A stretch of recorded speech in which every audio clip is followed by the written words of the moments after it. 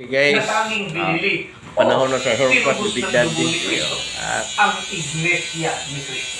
mo na yung Dahil tupin ako. dito, ang Iglesia ni Cristo po ang pinatutunayan ng Biblia na ligtas sa sumpa ng kautusan.